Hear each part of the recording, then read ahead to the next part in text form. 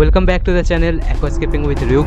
Last video पे मैंने ये बोला था कि अगर आप अभी भी सोच रहे हैं कि मेरे पीछे का ये जो टैंक है इसे मैं क्यों हाइड कर रहा हूँ, तो फिर ये मेरा नेक्स्ट प्रोजेक्ट है।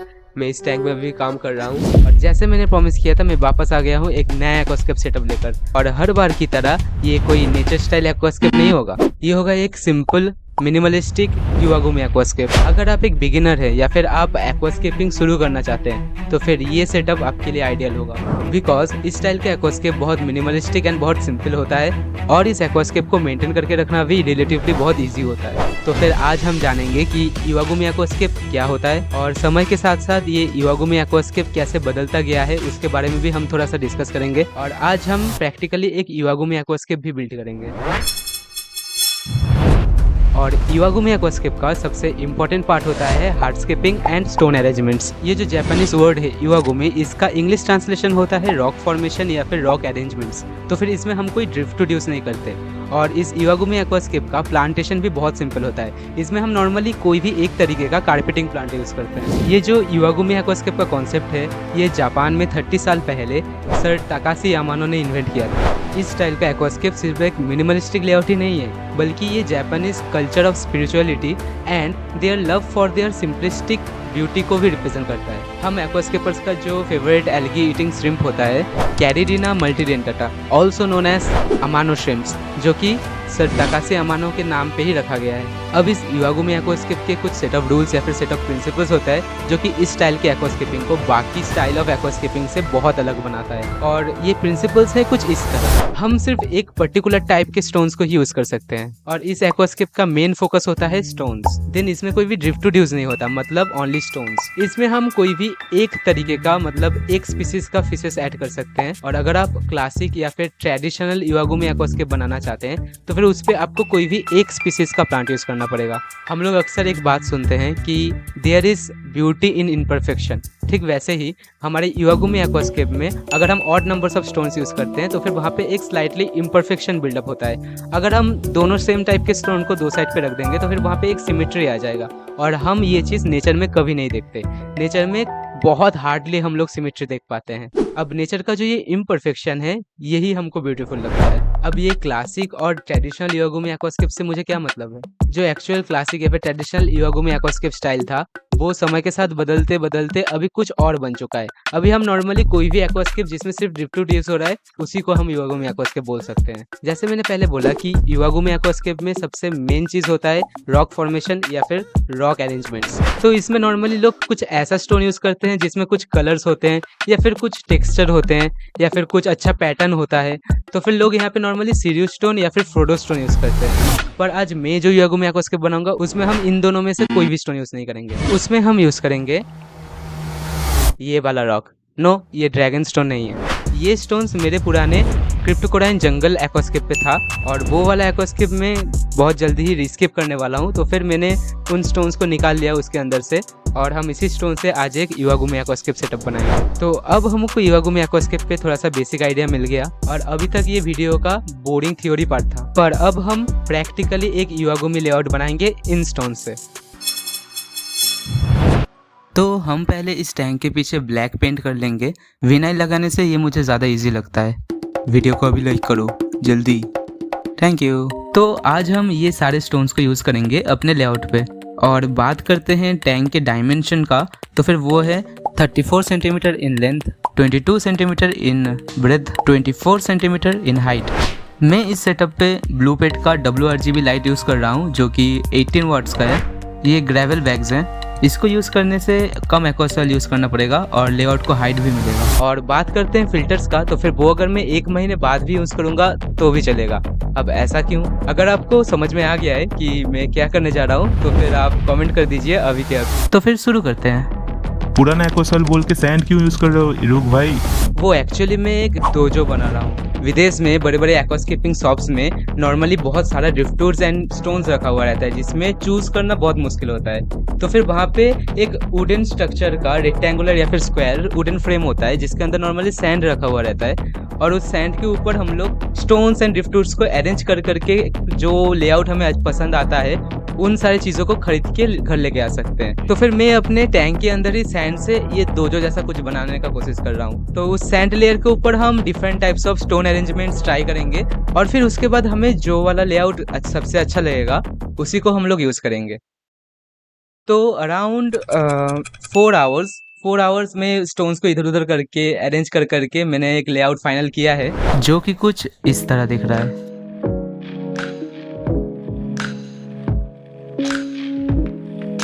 एक्चुअल में ये जो टैंक है ये घर पे घुसने पे ही सामने रहता है, तो मैंने उस हिसाब से स्टोन्स के डायरेक्शन को और सैंड के लेयर को अरेंज करके रखा है। तो फिर अब हमें एक रफ आइडिया हो गया है कि कौन सा स्टोन कहाँ जाने वाला है। मुझे तो ये ऐसे ही अच्छा लग रहा है, ऐसे ही रख दूं क्या, कोई वाटर चेंज भी नहीं करना पड़ेगा। Okay, that's it for today guys, मिलते हैं नेक्स्ट वीडियो पे। Just kidding, wait don't go. अब हमें सैंड को निकाल के एक्वा सॉइल से फिर से हमें इस लेआउट को बनाना पड़ेगा। तो फिर से ऐड कर देते हैं अपना पुराना वाला एक्वा सॉइल। हाथ से एक्वा सॉइल को फैला लेते हैं। हम जो भी प्लांट इसमें यूज़ करेंगे उसको अच्छे से ग्रो करने के लिए मिनिमम 1 इंच का एक्वा सॉइल का लेयर रखना इम्पॉर्टेंट है। ना, not enough, we need more. Aqua soil के लेयर में एक साइड पे स्लोप रखने से एक्वास्केप को हमारा डेप्थ मिलता है। अब आपको ये देखकर थोड़ा अजीब लग सकता है कि मैंने ज़्यादा ही एक स्लोप बना दिया है एक्वा सॉइल से, but believe me end result अच्छा दिखेगा। Okay, so now I guess I have enough height on this side to put the stones. तो फिर शुरू करते हैं। तो सबसे पहले हम बिगेस्ट पीस ऑफ स्टोन से अपना लेआउट बनाना शुरू करते हैं और इसको मैं यहाँ पे एक गोल्डन रेशियो पॉइंट पे प्लेस कर दूंगा। अब ये गोल्डन रेशियो क्या है? अगर आप फ़ोन का कैमरा खोलेंगे तो फिर वहाँ पे आप देखेंगे कि 2 हॉरिजॉन्टल एंड 2 वर्टिकल लाइंस होते हैं जिनको हम लोग नॉर्मली ग्रिड लाइंस बोलते हैं। अगर आपको फोटोग्राफी के बारे में थोड़ा सा नॉलेज है तो फिर इन ग्रिड लाइंस को यूज़ करके फोटोग्राफर्स अमेजिंग कॉम्पोजिशंस बनाते हैं। ये चीज़ photography, videography, drawing and even professional level पे एक्वास्केपिंग पे भी बहुत ज़्यादा हद तक यूज़ होता है। और इन ग्रिड लाइंस के कनेक्टिंग पॉइंट्स पे हम ऑब्जेक्ट्स को प्लेस करते हैं, इससे कॉम्पोजिशन और भी अच्छा बनता है। वैसे तो बहुत सारे तरीके के गोल्डन रेशियो पैटर्न्स होते हैं, पर सबसे कॉमन और सबसे ज़्यादा यूज़ करने वाला है ये ग्रिड लाइंस। तो फिर जब भी कोई इंसान इस एक्वास्केप को देखेगा उनका आई सबसे पहले इन 4 कनेक्टिंग पॉइंट्स पे पड़ेगा। तो फिर हम पर्पसफुली ह्यूमन आई को कुछ दे रहे हैं देखने के लिए। अब एक्वास्केपिंग में हम लोग नॉर्मली एक चीज़ को हासिल करने का कोशिश करते हैं जो कि होता है वर्टिकली टैंक को जितना हो सके उतना कवर करना। अब इवागुमी एक्वास्केप पे टैंक का most of the upper part खाली ही रहता है, पर इसीलिए हमने ज़्यादा एक्वा सॉइल ऐड करके लेआउट को इस साइड से इतना हाइट दे दिया है। बस एक चीज़ का ध्यान रखना कि हमारा जो बड़ा वाला स्टोन है या फिर जो हमारा मेन स्टोन है वो टैंक के टोटल हाइट का 2/3 रेशियो कवर करना चाहिए। इस बड़े स्टोन को सपोर्ट देने के लिए ताकि ये गिरे ना, मैंने नीचे ये छोटा सा स्टोन का हेल्प लिया है, नहीं तो ये बड़ा स्टोन ग्लास के ऊपर धड़ाम से गिर जाएगा और हमें ये नहीं चाहिए। अब इतने बड़े स्टोन को सपोर्ट करने के लिए एक छोटा सा स्टोन कम पड़ जाएगा, तो फिर मैंने और एक 3rd सपोर्टिंग स्टोन यहाँ पे ऐड कर दिया।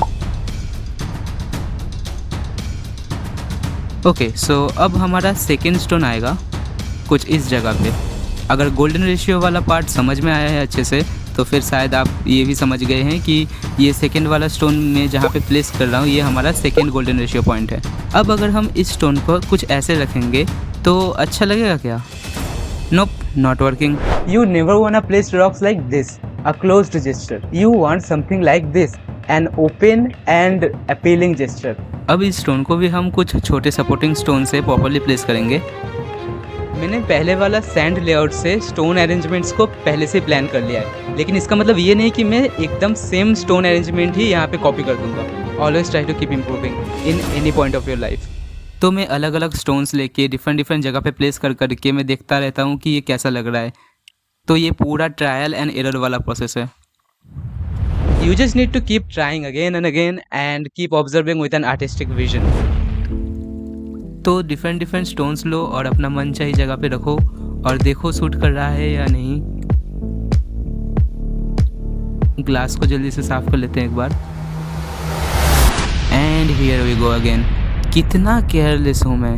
वेल, ये उतना भी कोई बड़ा बात नहीं है, इसे हम फिर से ठीक कर सकते हैं। And done, like nothing ever happened. अब क्योंकि सारे स्टोन्स एक जैसा ही है तो सारे स्टोन्स को एक साथ जोड़ने पे हमें ऐसा लगेगा कि तीनों स्टोन्स एक ही स्टोन है। तो ये 3 स्टोन हो गए एक स्टोन और ये 3 भी हो गए एक स्टोन। पर रूल में था odd numbers of stone, not even. तो फिर हमें तीसरा स्टोन रखना पड़ेगा और वो हम रखेंगे यहाँ। अब जैसे आप देख सकते हैं कि ये स्टोन कुछ ज़्यादा ही नीचे बैठ गया है। एक्वा सॉइल से इसको हमें थोड़ा और हाइट देना पड़ेगा। इस थर्ड स्टोन का हाइट मेन स्टोन से ज़्यादा नहीं होना चाहिए। एंड इस लास्ट बट इम्पॉर्टेंट रॉक को पोजीशन करने के बाद हमारा लेआउट अब रेडी हो गया है। ये देखो ऊपर से स्टोन्स अरेंजमेंट कुछ इस तरीके का दिख रहा है। इन छोटे स्टोन्स का टेंशन मत लेना, न्यू एक्वा सॉइल ऐड करने पे ये सारे ढक जाएंगे। अब हमें इस पूरा लेआउट को अच्छे से ग्लू करना पड़ेगा ताकि मेंटेनेंस टाइम पे ये सामत ना आए। ग्लू करने के लिए हम paper towel and super glue use करेंगे। बस स्टोन्स के पॉइंट ऑफ कांटेक्ट पे पेपर टॉवल के पीस को रखना है और उसको ग्लू कर देना है। अगर टैंक के मेंटेनेंस टाइम पे रॉक गिर जाने का और लेआउट ख़राब हो जाने का टेंशन नहीं चाहते हो तो रॉक्स को ग्लू करना ही अच्छा होगा। मैं बस पेपर टॉवल को रॉक्स के क्रैक्स में फिट कर रहा था और एक स्टिक जैसा चीज़ से उसको अंदर पे ठीक से फिट कर रहा था। तो ये देखो सारे स्टोन्स को मैंने जोड़ लिया है अच्छे से। बस अब हमें इन पेपर टॉवल का जो विजिबल व्हाइट पार्ट है उसको हाइड करना पड़ेगा, क्योंकि ये विजिबल व्हाइट पार्ट्स एकदम ही नेचुरल नहीं लगता। तो फिर जल्दी से चेक कर लेते हैं कि कोई भी स्टोन हिल रहा है या नहीं। लोग अगर जल्दी से ये कैबिनेट खोले या फिर कैबिनेट से टकरा जाए तब भी ये रॉक्स गिर सकते हैं, तो फिर ग्लू करना अच्छा होगा। तो कोई भी स्टोन यहाँ पे नहीं हिल रहा है, मतलब सारे स्टोन अच्छे से सेट हो गया है। अब मैं एक छोटा सा रॉक को पाउडर बना लिया है। अब मैं बस ये रॉक पाउडर और ग्लू से इस विजिबल पेपर टॉवल के वाइट पार्ट्स को ढक दूंगा। बस ये काम करना और भी इजी हो जाता है। फेविक्विक से कोई भी काम करते हो तो फिर हाथ को प्रोटेक्ट करके रखो ग्लव से, नहीं तो मेरे जैसा उंगली जुड़ जाएगा। उंगली जुड़ गया। वेल एनीवेज जुड़ा हुआ उंगली से ही मैंने कंटिन्यू किया। लो उंगली अलग भी हो गया। चलो ब्लीड तो नहीं हो रहा है। इस उंगली का स्किन इस उंगली पे आ गया है। यहाँ पे भी हम सेम चीज़ करेंगे। अब सारे विजिबल वाइट पार्ट्स ढक गए हैं। तो ये हमारा फाइनल रॉक अरेंजमेंट्स हैं। अभी बज रहे हैं रात के 8:30। मैंने शुरू किया था अराउंड 6 PM और ऑलमोस्ट मैंने 4 फेविक्विक्स यूज़ कर लिए बस इन स्टोन्स को जोड़ने में। तो चलो अब पानी से टैंक को फिल कर लेते हैं। नहीं I mean, अभी नहीं, बिकॉज इसमें मैं जो कारपेटिंग प्लांट यूज़ करूँगा वो है मोंटे कार्लो। इस प्लांट को सबसे इजी कारपेटिंग प्लांट माना जाता है और ये मेरा फर्स्ट टाइम है जहाँ मैं एक कारपेट बनाना चाहता हूँ। तो फिर मैं यहाँ पे हेयर ग्रस या फिर क्यूवा यूज़ करके रिस्क नहीं लेना चाहता। और वीडियो में मैंने पहले बोला था। और बात करते हैं फिल्टर्स का, तो फिर वो अगर मैं 1 महीने बाद भी यूज़ करूँगा तो भी चलेगा। अब ऐसा क्यों? वो इसलिए क्योंकि मैं इस सेटअप पे मोंटे कार्लो को उगाने के लिए ड्राई स्टार्ट मेथड का यूज़ करूँगा। सो हम इस टैंक को फर्स्ट 1 या 2 महीने पानी से फिल नहीं करेंगे। इस टैंक का प्लांटेशन हम नेक्स्ट वीडियो पे करेंगे। और अगर आपको इस लेआउट का फाइनल रिजल्ट देखना है या फिर इसमें मैं कौन सा फिश ऐड करूँगा वो जानना है तो फिर आप अभी चैनल को सब्सक्राइब कर लीजिए। तो फिर जब प्लांटेशन वाला वीडियो आएगा आपको नोटिफिकेशन मिल जाएगा। हम मिलते हैं नेक्स्ट वीडियो पे। So yeah enjoy and see you in the next video.